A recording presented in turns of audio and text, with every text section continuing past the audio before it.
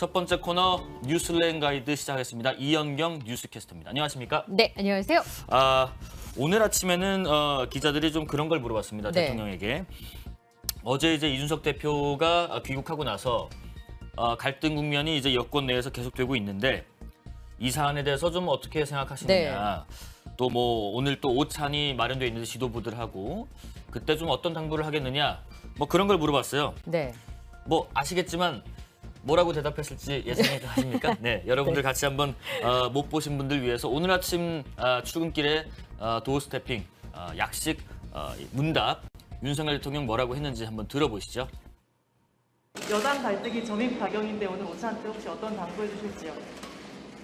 갈등이 있습니까? 정치라는 게 늘 뭐 그런 거 아니겠어요?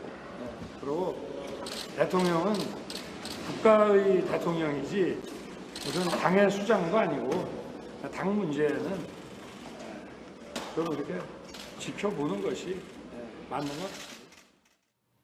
네. 지켜보겠다. 뭐 네. 당의 어떤 일은 당에서 좀 하는 게 맞지 않겠냐. 나는 이제 당의 대표나 당의 뭐 원내 뭐 대표나 뭐 이런 당의 수장이 아니다. 네. 그런 말했습니다. 예, 네. 여권 내 갈등이 굉장히 증폭되고 있는 것에 대해서 우선은 좀 선을 긋는 모습이 아닌가 네. 이런 생각이 들기도 하고요. 한편으로 윤석열 대통령은 사실 여의도나 정치권에 머물 시간이 길지 않습니다. 네네. 이제 그러다 보니까 그런 부분에 있어서 이 정치와 관련된 내용에 대한 언급을 좀 자제하는 게 아닌가 생각이 드는데요. 네. 사실 정치란 그런 게 아니겠습니까? 라고 얘기를 했는데 사실 정치란 이런 갈등을 조정하는 역할을 하는 것이 사실 네. 정치의 역할인데요. 네. 최근의 모양새는 갈등이 굉장히 치닫고 있다. 그리고 오늘도 멈추지 않는 거 아닌가라는 생각이 좀 들기도 합니다. 잘 아시다시피 정진석 의원이 이준석 대표가 우크라이나를 방문하는 도중에 예. 국민의힘 국정안정 뒷받침 고민이 최우선 과제다라고 하면서 이준석 대표가 우크라이나 방문한 것을 좀 비판하는 모양새로 이제 시작이 됐는데요. 네네. 그 이후에 뭐 개소리, 싸가지 이런 사실 사적으로 김형준 기자와 제가 주고받았다고 해도 사내에서 수근수근 할 만한 내용들이 페이스북을 공개적으로 네. 심지어 밤낮을 가리지 않고 새벽에도 설전이 오간 상황이었었는데요. 어제 이준석 대표가 우크라이나에서 귀국하면서 네. 도대체 어떤 메시지를 남길까 굉장히 궁금해했었는데 여전히 추태다라고 하는 수위 높은 단어를 언급하면서 전국은 네네. 계속되고 있었습니다. 예. 이 정부 측이나 사실 이제 여당의 대표가 우크라이나를 방문한 것이 정부나 대통령실 상의 없이 갈 수 있는 것은 아니잖아요. 그런데 유튜브에서나 할 법한 이야기를 국회의장이 했다. 굉장히 악의가 있거나 정보의 어두운 모양이다. 이렇게 얘기를 했습니다. 예. 그리고는 이제 정진석 의원이 별 답이 없어서 이제 이걸로 끝나나. 그리고 권성동 원내대표도 자제하는 게 좋겠다라고 하는 메시지를 내보냈었잖아요. 예. 그런데 오늘 정진석 의원이 페이스북에 사진 한 장을 말없이 올렸어요. 네. 소이부답이라고 하는 액자가 걸려 있는데 이게 이제 웃기는 하지만 대답은 하지 않겠다라는 거죠. 그랬더니 1시간도 채 지나지 않아서 이준석 대표가 그거는 행동을 하는 거지 말로 하는 게 아니다. 설전이 네버스 다 끝나지 않을 것 같습니다. 예. 예. 소위부답 요즘 조금 지났긴 했지만 신조로 빗대자면 뭐 할 말 하 아니겠죠. 네. 할 말은 많지만 하지 않겠다. 말을 계속 하고 있는 네. 것 같은데. 자, 예. 어쨌든 윤석열 대통령은 다 그런 거 아니겠느냐. 네. 뭐 지켜보겠다 했고 지금 오찬이 이미 시작이 돼서 국민의힘 지도부 이준석 대표를 비롯해서 최고위원들 같이 자리를 하고 있습니다. 사실 오찬 전에 잠깐 얘기 나온 네. 거 좀 대략 들어보니까 역시 뭐 당내 이런 얘기는 뭐 딱히 없었고 주로 우크라이나 우크라이나. 내 예. 방문했다가 돌아온 그런 얘기들 위주였던 것 같더라고요. 네. 네네. 윤석열 대통령이 취임한 이후에 여당 지도부와 공식 회동을 갖는 건 이번이 처음입니다. 예. 이 선거를 치르면서 고생했다라는 뜻으로 오찬을 하게 된 건데요. 공교롭게도 이준석 대표와 권성동 원내대표를 포함한 지도부가 이제 함께 모이게 돼서 특히나 눈길이 쏠리고 있는데 지방선거 승리에 대한 격려도 있을 테고 이후에 이제 전국을 운행해야 되는데 지금 인사청문회도 거의 멈춘 상태 아니겠습니까? 예. 이런 부분에 대해서 논의를 하기 위해서 마련이 됐다고 하고요. 근데 오늘 좀 눈길을 끄는 건 어떤 것이었냐면 우크라이나를 다녀오고 이준석 대표가 얘기를 하면서 네. 여러 가지 정보를 공유했는데 이 자리에서 윤석열 대통령이 뭐라고 얘기를 했냐면 특사로 방문을 했다면 좀 더 그 뭐 여러 가지를 할 수 있지 않았을까 이렇게 얘기를 했거든요. 그 말은 이제 특사로 방문을 한 것이 아니라 여당의 대표로 국회의원들과 방문했다 이렇게 볼 수 있을 텐데요. 네. 이 들어가기 전에도 할 말 다 하겠다라고 이준석 대표가 얘기하고 들어가기 때문에 이후에 나오는 얘기를 좀 들어봐야 될 것 같습니다. 뭐 예. 밥 먹기 전에 이제 언론에 공개된 얘기는 뭐 서로 좀 덕담 정도 얘기하고 그렇죠. 밥 먹고 나서 혹은 밥 먹으면서 네. 무슨 또 중요한 얘기들을 하지 않을까 합니다. 채팅 몇 개 좀 읽어드릴게요. 김길령님, 당의 수장은 아니지만 그 당이 없었으면 대통령 못했을 듯 하시고, 욱스은님, 박종훈님, 네. 대선 지방선거 똘똘 뭉쳐 다 하고 이리저리 생각하고 또 해도 싸울 이유가 없는 거 아니냐라고 하시고, 네, 여당 야당은 왜 존재하는가? 요즘에 뭐 서로 안에서 내용들이 좀 많아서 이런 댓글까지 올려주신 것 같습니다. 계속해서 댓글 올려주시고요. 저희도 오늘 마찬가지로 한 분 선정해서 방송 말미에 커피 쿠폰 대신에 금요일이니까 다른 선물 드리도록 하겠습니다. 뭐 드린지 이제 아시죠? 네, 한 분 선정할 거고요. 좋아요도 많이 눌러주십시오. 민주당 얘기 잠깐 또 넘어갔다가 네. 국민의힘 얘기 또 다시 돌아와 볼게요. 민주당 얘기 좀 해보겠습니다. 네. 4선 중진 우상호 의원 위원장으로 하는 비상대책위원장으로 하는 비대위 네. 오늘 공식 출범을 네. 합니다. 근데 뭐 당권 차기 당권 놓고 네. 또 전당대회 앞두고 역시 또 룰 어떻게 룰을 정할 건지 뭐 그런 네. 얘기들이 상당히 많이 오고 가는데 우상호 위원장 뭐 표정은 상당히 여유가 있었습니다만은 좀 진지하게 고민한 듯한 네. 태도였습니다. 아침 또 기자들하고 질의응답 과정에서 무슨 대답했는지 한번 들어보겠습니다. 전당대회 룰을 변경하려면 조건이 있다. 전당대회에 출마할 선수들이 합의를 하든가 아니면 당내 구성원의 60, 70% 이상이 동의하는 내용이 있을 때만 변경이 가능하될 수 있죠. 왜냐하면 룰은 유불리와 관련된 것들이 많잖아요. 그렇기 때문에 그 유불리와 무관한 분들이 다수가 동의하는 내용이면 몰라도 룰 변경을 이렇게 뭐 누가 원한다고 해서 하고 누가 원하지 않는다고 해서 안 하고 이렇게 하지 한 적은 없어요. 지난 20몇 년간 항상. 그래서 저는 뭐 그렇게 심각한 문제가 없다. 당내 네. 구성원의 60에서 70% 이상이 동의하는 내용이 있을 때만 네. 변경이 가능하다. 굉장히 신중한 네. 입장이죠. 네. 사실은 굉장히 첨예한 문제인데 우상호 비대위원장 이제 오늘 비대위가 출범을 하거든요. 오후에 네. 3시부터 이제 출범을 하게 되는데 네. 앞으로 2달 동안 해야 할 일은 전당대회를 무사히 개파 갈등을 최대한 잠재우면서 치르는 것입니다. 예. 근데 그중에 가장 중요한 게 지금 이제 룰의 문제인데요. 예. 권리당원과 관련된 비율 확대입니다. 권리당원들이 확대가 되면 아무래도 다른 쪽 비율이 좀 축소가 될 수밖에 없는데 대의원들의 비율을 좀 축소하자는 게 이재명 의원과 가까운 사람들의 이야기입니다. 그럼 대의원은 누가 임명하느냐? 당협위원장이나 국회의원들이 임명하게 되니까 지금 체제 하에서는 아무래도 친문계 의원들이 훨씬 더 유리한 상황이죠. 예. 그런데 권리당원들을 많이 늘리게 되면 우선은 뭐 지금 이재명 의원을 비롯한 그 친명계가 훨씬 더 유리한 모양새가 되기 때문에 그 비율 조정에 관련된 얘기들이 있고요. 또 하나는 이 사실 투표할 수 있는 자격을 그러니까 말하자면 이 민주당에 입당한 사람들 중에서 6개월이 지난 사람들한테 투표할 수 있는 권리가 주어지게 되는데요.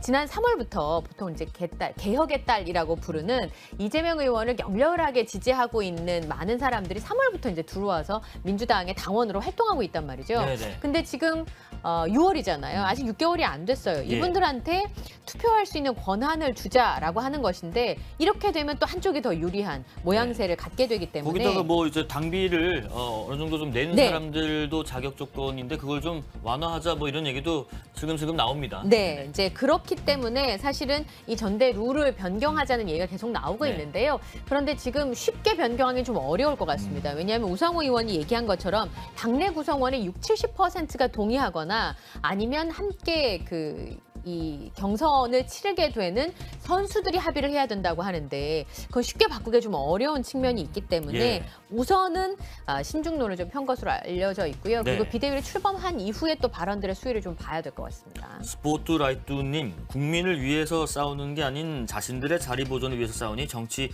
혐오가 생기는 것 같다 하시는데 뭐 그렇죠. 이제 선거 끝난 이후에 사실 네. 뭐 경제가 어렵다, 위기다, 여러 가지로 우리 생활 물가 지금 안정이 안 된다, 찾아야 한다 안정을 뭐 이런 얘기를 많이 했는데도 불구하고 거대 여야 두 당 모두 당내의 어떤 일들로 관련해서 정말 내홍이 있고 내분이 있고 하는데 잘 추스렸으면 좋겠는데 민주당은 그럼 어쨌든 비대위를 이제 3시부터 출범을 하고 나서 차기 이제 전당대회 준비를 하는 과정에서 어떻게든 이제 새 지도부 형태 네. 뭐 어떻게 꾸릴 것인가 정말 네. 그 예전에 얘기 나왔던 대로 뭐 이제 혁신적인 뭐 어떤 새로운 형태의 네. 지도부를 꿀 수 있을 것인가 기대가 있는데 뭐 그런 얘기가 나오더라고요. 통합형 집단 지도 체제 이런 네. 제안도 나왔다.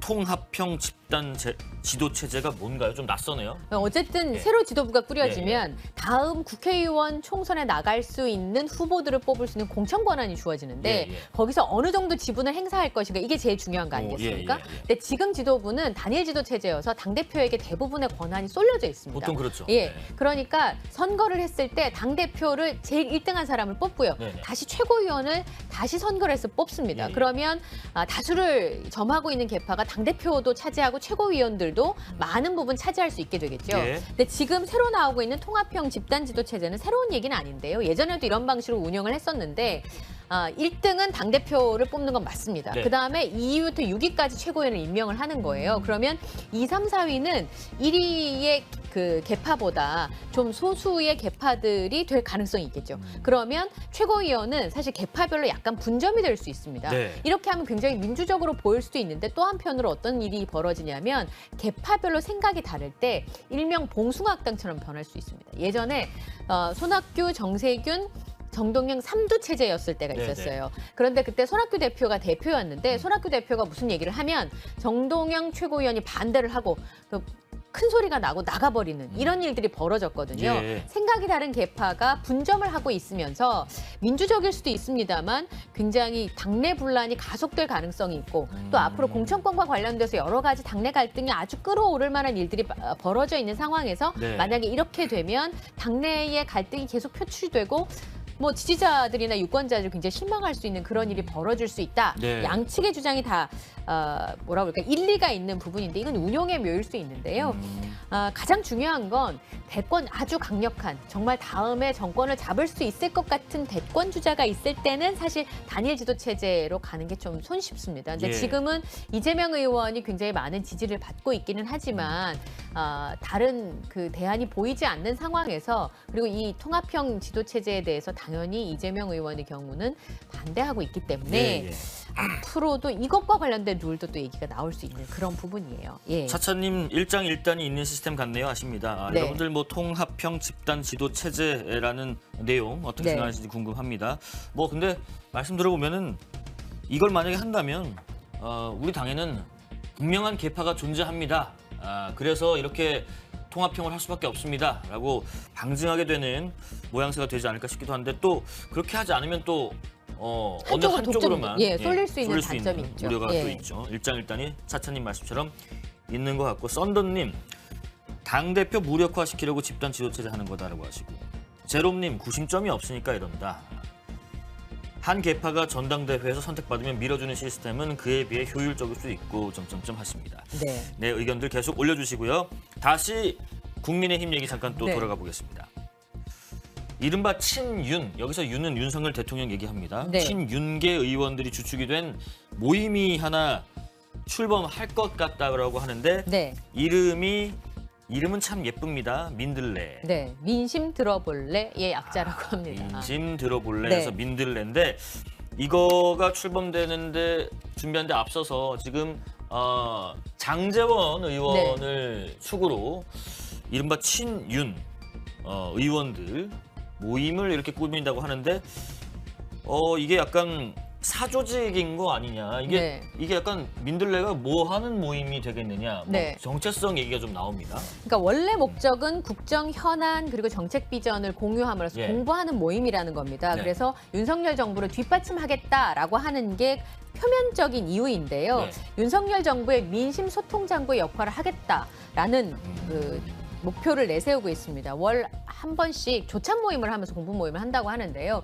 근데 제가 뭐 이 모임은 아닙니다만 조찬 공부 모임 하는 모임에 대해서 제가 들은 적이 있었는데 네, 다 같이 네. 모이면 네. 우선 주소록을 공유한다고 합니다. 네. 주소록을 공유해서 몇 명 정도가 모이고 누구누구 있는지 그리고 계속 이야기를 공유하게 되잖아요. 예. 그러면 개파의 형식을 띌 수밖에 없는 그런 모임인데요. 이번에 장제원 그 의원을 주축으로 해서 윤핵관이라고 불리는 국민의힘 의원들이 모여서 한 30명 정도가 이 민들레 운영진으로 민들레라고 하는 모임에 참여할 것으로 알려지고 있는데 네. 문제가 뭐냐면 그냥 공모 모임을 하면 사실 뭐 친하게 지낼 수도 있는 거 아니겠습니까? 그런데 대통령실이나 정부 관계자를 연사로 초청해서 얘기를 듣겠다는 겁니다. 그러면 청와대와 당의 소통 창구 역할을 한다는 건데 네네. 공식적인 기구가 있습니다. 이준석 대표를 중심으로 한 당정청 모임이 있는데 네네. 저 모임이 있다는 건 이준석 대표를 건너뛰겠다라고 보여지는 대목이 있는 거죠. 그래서 윤석열 대통령을 중심으로 한 친윤계 의원들이 세력화를 시도하는 것이 아니냐라고 하는 얘기들이 지금 나오고 있는데요. 그렇습니다. 예, 국민의힘 내부에서 이게 갈등으로 비춰질 수 있고 네. 또 개파 갈등으로 비춰져 좋을 게 별로 없는 상황 아니겠습니까? 특히 이제 권성동 원내대표는 윤핵관으로 불리기는 하는데요. 이게 사실은 모임을 할 수도 있고 그다음에 공부를 할 수도 있지만 이 정부 관계자들을 불러서 한다는 건 좀 부적절하다라고 하는 의견을 내비치기도 했었거든요. 네네. 그리고 또 당내에서도 이쪽 편을 들자니 대통령과 맞서는 모양새가 되고 국회의원의 입장에서 예, 예. 그리고 이준석 대표 편을 들자니 또 세대 간의 갈등으로 좀 비춰질 모양새가 있고 그래서 굉장히 피로감을 호소하는 목소리도 당내에 존재하고 있다고 합니다. 이준석 대표는 뭐 그런 사조직 맞지 않다라고 하고 있고 네. 권성동 원내대표도 만약에 의도가 있다면 네. 갈 쪽을 안 하는 게 좋지 않겠느냐라는 네. 얘기를 합니다. 뭐 순수한 공부 모임이 아닌 거라면 네. 썬천사님도 그런 말씀하시는데 민들레 발족은 축하드립니다만 네. 그 모임이 자신들의 정치적 유익을 위한 모임이 되지 않길 바랍니다 하시고 릴라디오프님 들어주는 사람 하면 비즈니스 잘 될 것 같다 서로 말하려고만 하는 세상이라 뭐 이런 의견도 주시고 윤 정부에서 정부 조직은 어차피 얼굴 마담이고 실제 국정 운영은 윤핵관이라는 비선 실세가 주도하는 거야라는 우려도 있으시고 합니다. 네. 그러니까 이제 그런 거죠. 이 민들레라는 뭐 모임이 정말 지금 취지 있는 그대로 왜냐면 장지원 의원은 오해라고 지금 하고 있으니까요. 순수하게 공부를 해서 개방형 의원 모임인데 네, 아무나 정말 들어올 수 있다. 우리 그 국민들이 생각하는 부분 이런 부분인데 우리끼리 정말 스터디를 열심히 하자. 네. 그래서 그러면 입법을 하면 되는 거 아닌가 싶은 네. 생각도 들고 여러 가지 생각이 좀 드는데 하여튼 일단 이게 만들어지기도 전에 굉장히 네. 견제하는 부분들이 또 있습니다. 권성동 원내대표도 그렇고 이준석 당대표도 그렇고 또 네. 일각의 의원들도 그렇고 특히나 이제 몇면이 좀 특히 장제원 의원이 축으로 해서 네. 또 이제 선거 기간 동안에 이제 같이 있었던 이용 의원, 네. 또 이철규 의원, 뭐 저기 있는 분들 지금 다 선거 운동 기간에 굉장히 가까웠던 분들이니까 더욱 더 이 네. 모임의 정체성이 어떻게 될 것인가에 대해서 궁금하고 네. 고민도 하고 우려도 하는 목소리가 나오는 것 같네요. 예, 저기 이제 얼굴이 보이는 분들의 대부분이 네. 대선 끝나고 윤석열의 사람들이라고 하면서 기획기사에 등장했던 분이라는 것만 제가 말씀을 좀 드리고요. 네. 어쨌든 장제원 의원은 SNS를 통해서 순수한 모임이다라고 주장을 하고 있는데 예. 14일 날 국민의힘 의원총회가 있다 그래요. 그때 또 국회의원들의 여론의 흐름이 또 어떻게 흐르는지 좀 지켜봐야 될 것 같습니다. 예. 알겠습니다. 자, 뭐 채팅창에 배현진은 친홍 아닌가요? 네. 홍준표 경기 대구 시장을 얘기하는 거군요. 또 무슨 채팅글이 올라오나 봅니다. 정작 국힘 내부의 개파 간 갈등이 더 심해 보이는구나라고도 네. 의견을 주고 계십니다. 계속해서 채팅글 올려주십시오. 네, 모임 출범은 15일인데요. 네. 이 정도 되면 바뀔 가능성도 있을 것 같은 생각이 듭니다. 그렇습니다. 예. 자, 또 하나 어제 오늘 뭐 그제부터 슬슬 나온 얘기였는데 국무회의 이후에 이제 반도체에 대한 얘기가 상당히 많이 나오고 있습니다. 네.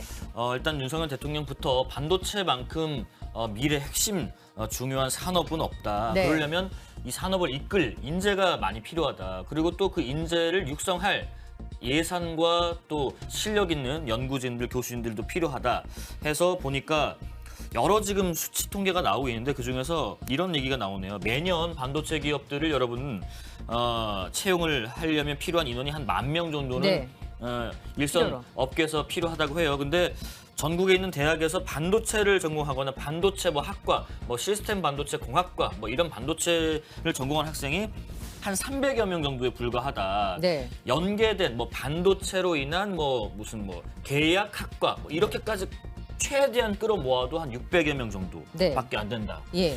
이 현장의 수요와 또 일선의 학생들 육성은 수치 차이가 굉장히 크네요, 아직까지는. 네. 그러니까 우리나라만의 문제는 아닙니다. 네. 전 세계적으로 AI와 반도체 4차 산업혁명에 동참할 수 있는 인력이 굉장히 모자라서 네. 사실 우리나라만의 문제가 아니라 전 세계에서 인력 스카우트 경쟁이 진짜 어마어마한 상황이거든요. 네, 네. 심지어는 그 인력이 많은 대학이 있는 근처에 기업들이 이사를 갈 정도로 네. 그런 상황인데 특히 우리나라가 이 반도체 업계 인력이 굉장히 모자란 상황입니다. 지금 예. 말씀하신 것처럼 뭐 중소기업까지 다 합해서 설계업체까지 합해서 1년에 10,000명 정도의 인력이 필요한데 그중에서 학부 졸업생이 한 7,000명에서 8,000명가량 필요한 거예요. 네. 말씀하신 것처럼 석박사는 보통 이제 라인을 만들고 관리하는 입장이니까 일선에서 일할 수 있는 인력들은 학부생들이 제일 많이 필요한데 전국에서 반도체를 전공한 학생은 한 300명 정도에 불과하고 계약학과라고 해서 특정하게 이제 일정 기간 동안만 운영하는 경우에도 다 합쳐서 1,000명밖에 안 되니까 그렇습니다. 1년에 말씀하신 것처럼 6천여 명 정도가 부족한 상황인 겁니다. 네. 그러면 이 6천여 명을 그러면 학생들을 많이 모집하면 되는 거 아닌가라고 단순히 생각하면 하는데 그런데 뭐 학생을 뽑는 게 뭐 제한이 있나요? 아니면 과를 만드는 게 제한이 있나요? 네. 뭐 때문에 이렇게 사실 많이 가고 싶어 할 거거든요. 네. 반도체 시장이 워낙에 크다 보니까. 그렇습니다. 네. 그러면 수도권의 대학에다가 우선 학과를 많이 늘리면 되지 않겠냐라고 하는데 수도권에는 정원 총량제가 있습니다. 맞아. 왜냐하면 그게 있습니다. 지역의 균형 발전을 위해서 수도권에 다 몰리는 것을 막기 위해서 네. 대학도 그런 규제를 받는 시설 중에 한 곳이고요. 그렇습니다. 그다음에 총량제가 정해져 있으니까 만약에 반도체 관련 전공의 학생들을 많이 늘리면 네. 다른 데 줄여야 되는 상황이에요. 총량은 정해져 그렇죠. 있으니까. 그다음에 지방에 있는 대학들도 살아야 되잖아요. 그러다 보니까 수도권에만 계속 규제를 풀어줄 수가 없으니까 수도권은 규제를 묻고 지방 균형 발전의 의미에서 지방에 있는 대학에서 사람들을 모집할 수 있도록 하면 좋은데 사실은 얼마 전에 이런 통계가 있었습니다. 대한상공회의소에서 여론조사를 했는데요. 네. 실제로 구직자들 중에서 가장 중요한 게 연봉이지만 두 번째는 근무지가 굉장히 필요하다는 거예요. 연봉 1,000만 원 이상을 줘야 지방에 가서 근무를 하겠다. 심지어는 이 평택에 있는 직장에도 취업하기를 꺼려 한다는 겁니다. 그러다 보니까 기업들은 더 아래로 내려갈 수는 없는 상황이고 예. 수도권의 대학의 정원을 풀어줘야 되는데 아까 말씀드린 것처럼 법을 바꾸든지 그렇지 않으면 방법을 지금 찾아야 되는 그런 상황입니다. 네, 지금 네. 당장 할 수 있는 방법은 뭐냐면 그동안 이제 학령 인구들이 계속 줄었잖아요. 그래서 지금 수도권에 있는 그 대학의 정원이 감축된 게 8,000명 정도가 여유가 있어요. 그러면 네. 그 8,000명의 정원 확대를 이 반도체와 관련된 학과에도 배정을 해주는 방법이 있고요. 네네. 지금 보도가 일부 나오는 거는 이제 수도권에 10,000명 정도를 늘려주고 대신에 지방에도 10,000명 정도 반도체 학과를 늘릴 수 있도록 네. 지역 불균형 문제를 해소할 수 있도록 방안을 짜겠다 이렇게 지금 얘기를 하고 있는 상황입니다. 어쨌든 그 법 개정도 일부 있어야 되고 또 이제 그 부처 간이 협업도 있어야 네. 되고 또 이제 대학과 일선 기업 간에도 어떤 그 계약 조건이랄지 아니면 그렇죠. 지원 조건이랄지 투자 여건이랄지 이런 것들도 있어야 되고 또 저런 곳을 공부하는 것을 늘리려면 굉장히 많은 설비들이 또 투입이 돼야 된단 말이죠. 그런 가장 부분도 중요한 좀 건 생각을 해야 되고요. 선생님이에요. 교수진들. 근데 사실 대학에서 교수님 연봉을 많이 줄 수 없잖아요. 네, 네. 근데 저런 인재들은 사실 전 세계에서 내로라 하는 기업들에서 다 손짓을 하거든요. 맞습니다. 그럼 학교에 가서 학생들을 양성할 수 있도록 무언가 대책 혹은 매력적인 포인트가 존재해야 된다는 네, 거죠. 그렇습니다. 반도체는 특히나 업계 간의 그 이직이 굉장히 활발합니다. 그렇습니다. 조금이라도 이제 어떤 처우나 여건이 나오면 바로 이제 이직을 해버리거든요. 그러다 보니까 이제 우리 교육적인 측면에서도 인재를 육성하는 차원에서부터 탄탄하게 이 한 1년에 300에서 600명밖에 안 나오는 인력을 배 이상으로 늘려야 되다 그렇죠. 보니까 굉장히 많은 고민이 필요할 것 같습니다. 뭐 하여튼 정부도 또 특히 이제 총리실 산하에 특별 위원회까지 뭐 둘 예정이라고 하니까 한번 지켜봐야겠네요. 네. 뭐 이런 아이들도 주십니다. 삼성공대, SK공대, 현대공대를 그냥 만들어라. 종합대로는 한계가 좀 뚜렷할 것 같다라는 네. 의견도 주십니다. 자, 그리고 어제 깜짝 놀라는 일이 있었죠. 그 네. 대구에서 이 변호사 사무실 폭발과 함께 화재가 있어서 그 용의자로 지목된 사람을 포함해서 7명이 사망하고 여러 명이 다치는 그런 일들이 있었는데 CCTV를 저희 KBS도 확보를 했습니다. 지금 왼쪽에 지금 나오고 있는데 보시면은 네. 갑자기 저렇게. 뭐 검는 게 팍팍 나오면서 사람들이 확 뛰어나오고요. 네. 저 연기 나오는 뿜어지는 걸 정도를 보면 정말 순식간인 겁니다. 이 사람이죠. 네, 이 사람이 방화 용의자인데 네. 현장에서 시신으로 발견됐습니다. 흰 천으로 둘러싼 게 아마 인화물질이 아닐까 지금 추정을 하고 있는 상황인데요. 네. 저렇게 올라가서 아까 그 연기가 뿜어져 나온 곳에 들어가고 나서 20여 초가 지난 다음에 폭발음과 함께 연기가 확 올라오. 지금 불꽃이 잘 보이는 모습인데 아이고. 지금 저 건물이 7층짜리 건물입니다. 예. 1995년에 지어진 법원 뒤에 있는 변호사 사무실 건물인데요. 네. 2층에만 해도 사무실 5개 있는데 지금 이 사람이 방화 용의자로 알려진 50대 남성이 들른 사무실이 가장 구석에 있어서 우선은 저 층에 화재가 났다는 사실이 알려진 바가 없었고요. 그다음에 저 사무실에 지금 50대 용의자가 재판을 계속하고 있던 상대 변호사가 근무를 하고 있었습니다. 네. 근데 그 변호사는 다른 재판 때문에 다른 지역에 가 있어서 사실 화를 면할 수 있었는데요. 저 사무실에 변호사와 그리고 직원들이 있었을 겁니다. 같이 공동 사무실을 쓰고 있는 사람이 있었는데 그 변호사, 직원들, 사무장까지 변을 당했고요. 본인도 현장에서 시신으로 발견이 됐습니다. 그러니까 지금 여기 차차님께서도 얘기해 주신 것처럼 이게 재판에 져서 본인의 변호사한테 그걸 따지러 네. 간 줄 알았더니 그게 아니라 상대편 변호사라면서요 묻는데 네. 지금은 그렇게 확인이 또 알려져 되고 있습니다. 있는 상황이고요. 네. 또 이제 하루 사이에 그런 얘기가 나왔습니다. 지금 숨진 7명 중에서 2분에게서 뭔가 흉기에 찔린 듯한 흔적. 네.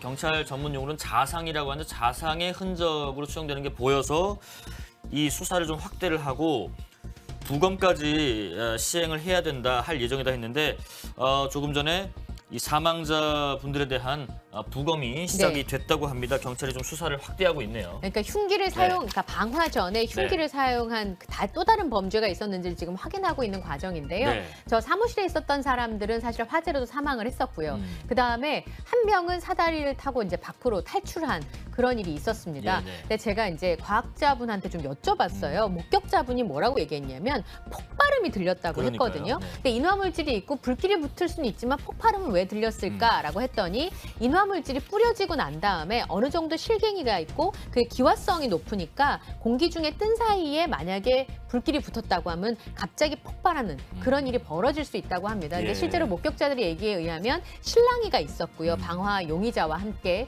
그 이후에 자리를 비운 사이에 저런 일이 벌어졌다고 하니까 아마 이전에 다른 상대 변호사한테 본인은 굉장히 억울한 얘기를 들었다 이렇게 지인들이 얘기를 했다고 하니까 그런 일들이 있는지 좀 확인을 해봐야 될 것 같고요. 그리고 이번에 희생되신 분들이 굉장히 안타까운 상황이 많이 있더라고요. 이번에 그 두 변호사 사무실이 합친 지 얼마 되지 않았다고 합니다. 예. 그래서 사실은 원래 지목하고 찾아갔던 변호사는 자리를 비운 상황에서 다른 변호사가 변을 당한 상황이었고 사무장이 사촌 형제였대요. 그러니까 한꺼번에 변을 당한 일이 있었고 네. 또 여기에 지금 막 결혼한 지 얼마 안 된 30대 여직원도 변을 당해서 주변 사람들한테 굉장히 안타까움을 자아내고 있는 상황입니다. 그다음에 여기 스프링클러가 없어가지고 예. 화재의 그 규모에 비해서 피해가 너무 컸던 것으로 알려지고 있습니다. 우리 또 순식간에 붙었고 네. 스프링클러도 나오지 않았고 뭘 얼마나 대체 어떻게 구체적으로 뭐 뿌리고 행위를 했는지는 모르겠지만 갑자기 폭발까지 일어나는 네. 아주 순식간에 있었던 사고였습니다. 사건이었고요. 보통 변호사 한 명에 여러 직원이 함께 일하는 구조다 보니까 네. 관련도 없는 사람들이 많이 변을 네. 당한 것 같네요. 너무 어처구니는 없는 만행입니다라는 의견들 올려주고 계십니다.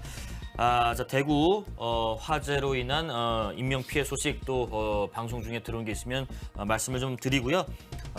또 오늘부터 이제 청와대가 이제 개방이 됐고 청와대 뒤쪽에 막혀 있던 네. 그 산 올라가는 길도 개방이 됐고 오늘부터는 용산공원 미군 측의 반환을 받은 그 용산공원 일부가 시민들에게 개방이 됐습니다. 지금 영상도 나오고 있는데 네.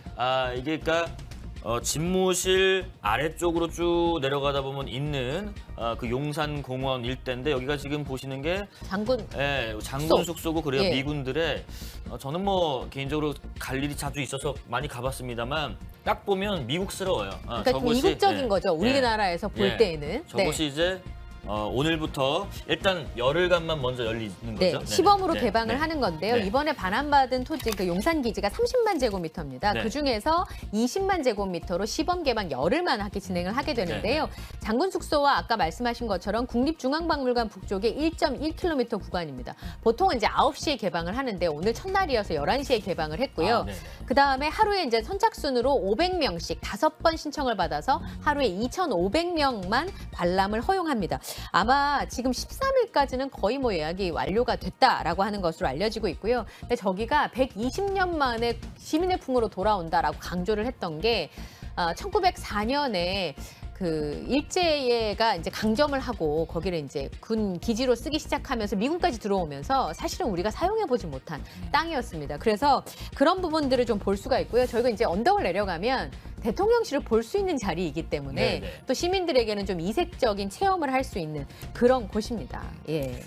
여러분들 혹시 저기 가볼 계획 있으신 분들 저기 제가 한 두 곳만 꼽아드릴게요. 네. 한 곳은 그 장군 숙소 처음에 들어가자마자 진입하자 신용산역 쪽으로 들어가자마자 있는 장군 숙소가 있는데 네. 그 옆에 굉장히 그 장군 숙소 앞에 있는 벤치랑 뜰이 마치 뭐 프랑스 파리의 어떤 한 동네에 아주 고즈넉한 그런 풍경을 자아내는 네. 곳이 한 곳이 거기서 사진 찍으시면 좋고 네. 또 한 군데가 조금 더 이제 걸어 내려가다 보면 플라타너스가 쫙 있는 그 길이 있어요. 그 길도 사진 찍고 구경하기 아주 좋은 곳입니다. 예. 자, 근데 여기 또 이런 글도 올라오네요. 엄마는 이계인님. 죄송합니다. 엄마는 이계인님. 네. 닉네임이 너무 웃겨서요. 용산공원 유해물질 제거 확실히 하고 개방하시오 하시고 네. 스포트라이트님 용산공원 발암물질 있다는데 아이들 조심해야 할 듯이라고 네. 우려를 하시는데 지금 뭐 그 일대 뭐 토양에서 약간 기준치를 좀 많이 상회하는 어떤 물질들이 좀 나오는 네. 것 같다라는 우려들이 있다 보니까 뭐 이런 걱정들을 하시는가 보네요. 네, 그러니까 정부는 관람 시간을 최대한 네. 2시간으로 제한을 하겠다는 겁니다. 그러니까 직접적으로 그 몸에 인체에 닿는 부분을 최소화해서 지금 보시는 것처럼 잔디를 깔거나 아스팔트를 덮겠다라고 얘기를 하는 건데요. 예, 예. 그 이전에 다른 미군 기지를 반환해서 정화 작업을 하는데 한 2년여가 걸렸거든요. 네. 지금 반환된 용산 그 기지와 관련된 부분들보다 오염도가 덜한 곳도 2년이 넘게 걸렸는데 예, 예. 너무 급하게 서두르는 건 아니냐라고 하는 비판의 목소리가 있습니다. 그리고 사실 원래 개방하려고 했던 건 지난달이었거든요. 네. 이게 한 차례 밀리면서 너무 급하게 밀어붙이는 거 아니냐라고 하는 비판이 있어서요. 오늘 시민단체도 이 부분에 대해서 문제 제기를 하고 있는 것으로 알고 있습니다. 예. 예. 하여튼 이 문제가 우려가 되는 곳은 안전 조치를 확실하게 좀 취하고 그렇죠. 뭐 서둘러서 열 필요 없습니다. 네. 우리가 뭐 보고 싶어서 막 그 일상생활이 안 되고 막 그러는 거 아니니까요. 그러니까요. 충분히 뭐 안전하다.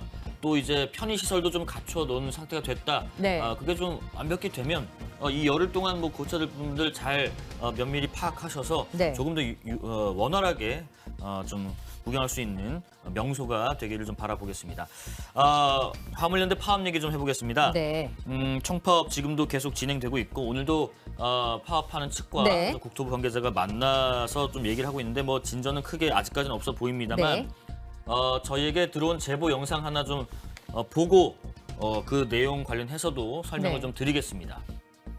창원시 진해구 거기가 부산 시장이거든요. 화물을 실어 올리고 내리고 하는 그 회사가 여러 수백 개가 있거든요. 그런 회사들이 전부 다 지금 작업을 못 하고 있어요. 화물연대에서 방해하는 바람에 막 낮에는 일을 못 하니까 밤에 막 새벽 2시에 들어가 출근을 해요. 출근을 하는데 그것도 이제 못 하게 해요. 화물연대들이.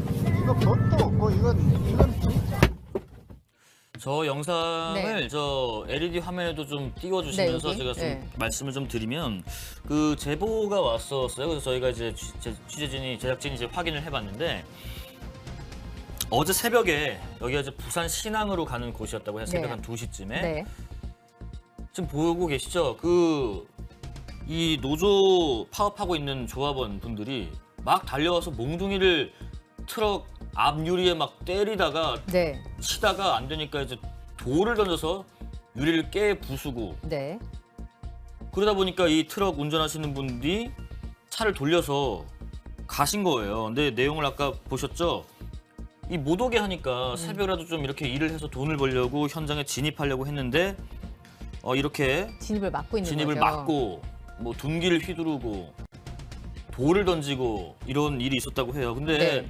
지금 파업하는 분들, 조합원들 이유가 있으니까 파업을 하시는 거고 이 정부랑 같이 얘기를 해서 문제를 좀 해결하려고 하시는 것 같은데 사용자 측이든 노동자 측이든 이 불법 행위에 대해서는 좀 엄정 대응하겠다는 입장을 정부가 계속 밝히고 있습니다. 네.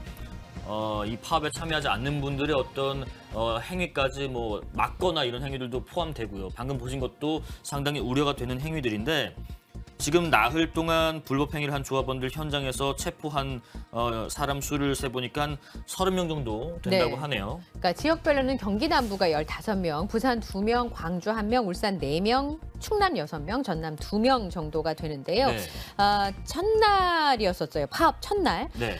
울산 석유화학단지 화물통행을 방해하고 그다음에 기동병 경찰을 다치게 한 혐의로 네. 조합원 4명이 검거가 됐습니다. 그다음에 하이트진로 경기 이천 공장 앞에 공장 측의 업무를 방해한 15명도 현행범으로 체포가 된 상황인데요. 네. 지금 체포되고 있는 사람들의 숫자가 늘어나고 있죠. 애초에 경찰이 도로교통법, 그러니까 이제 도로를 점거하면 도로교통법 위반이 되는 거니까요. 네네. 도로교통법이라든지 아까 말씀하신 것처럼 공장이 일을 못하게 진로를 방해한다든지 하면 업무방해 혐의로 체포하겠다고 얘기를 한 상황이었는데 그런데 이제 사실 파업을 할 때는 아까 말씀하신 것처럼 파업을 하는 사람들의 입장에서는 할 얘기가 있는 거거든요. 그렇죠. 오죽하시면 파업을 하시겠습니까? 네, 국토부와도 물밑 접촉이 있어야 되고 계속 대화가 있어야 되는 상황인데 지금 강대강 대치로 가고 있는 상황이고 이번 주말이 고비가 될 것으로 보입니다. 왜냐하면 사실은 이제 파업을 하겠다고 얘기를 했기 때문에 네. 공장이나 아니면 제조업 측에서도 그 대책을 좀 세웠을 거 아니겠습니까? 재고를 좀 쌓아둔다든지 아니면 정부에서도 대체인력을 고용해서 이제 공급을 하겠다라고 얘기를 한 상황이기 때문에 군까지 동원해서 어쨌든 화물을 실어나는데 도움을 주겠다고 얘기를 한 거잖아요. 네. 그런데 그게 어느 정도 원활하게 움직이느냐에 따라서 이 파업이 길어질 것인지 그렇지 않으면 정말 화물 대란으로 가서 산업 전체에 영향을 줄 것인지를 좀 판가름해 볼 수 있는 고비가 아마 이번 주말이 되지 않을까 싶습니다. 그렇습니다. 행복한 양이님 불법 파업엔 엄정 대응해야죠 하시고 네. 무섭다 하시는 분들 계시고 파업하더라도 법 테두리 안에서 지키면서 합시다 하시고 이런 행위는 전혀 도움이 안 될 것 같습니다. 네. 국민의 지지를 받으려면 바른 파업을 하면 좋겠다라는 의견도 주고 계십니다.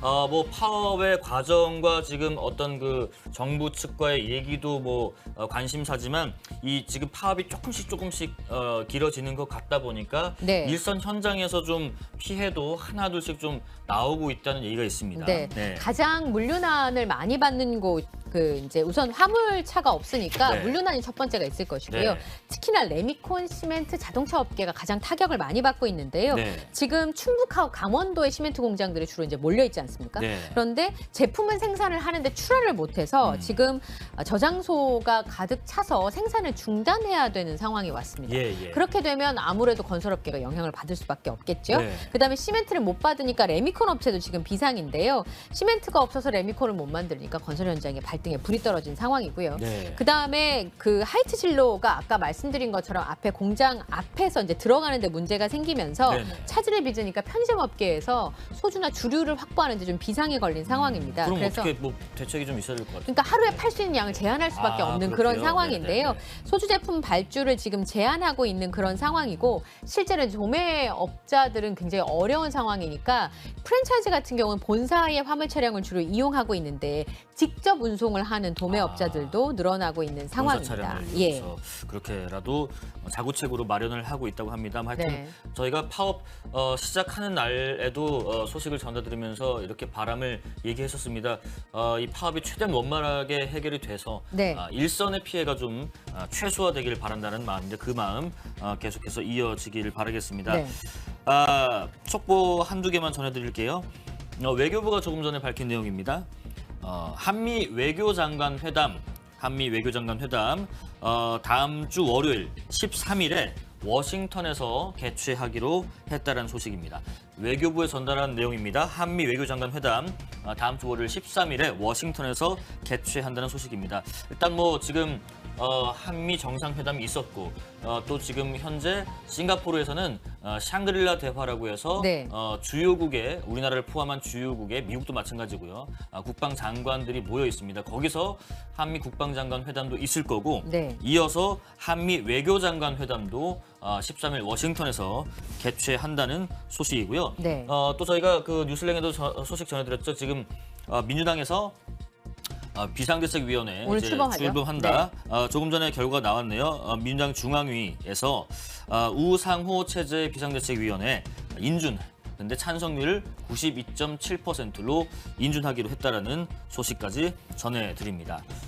뭐 민주당 92.7% 찬성이면 뭐 꽤 괜찮은 숫자인가요? 네, 우선 비대위를 인준을 했다는 것인데요. 네. 사실 이전에 비대위원장을 여러 얘기를 했는데 꽤 많은 원로들이 고사했다는 네. 얘기가 있습니다. 네. 그래서 우상호 의원이 이제 독배를 든 거다 뭐 이런 얘기들도 있었는데요. 이후에 그 전당대회 룰 그리고 개파 갈등이 어느 정도 격화가 되는지 아니면 그게 잠잠해지는지 네. 한번 지켜볼 일입니다. 알겠습니다. 네. 자, 뉴스랭 가이드 여기까지 하고요. 고생하셨습니다. 네. 저희는 잠시 후에 요즘에 그 촉법소년 연령을 좀 더 내려야 하는 거 아닌가 혹은 그 연령 하향에 대해서 한번 검토를 해보라 네. 라고 한동훈 법무장관이 지시를 내린 내용도 있습니다. 그 내용 좀 깊게 전문가 한 분과 말씀 나눠보겠습니다.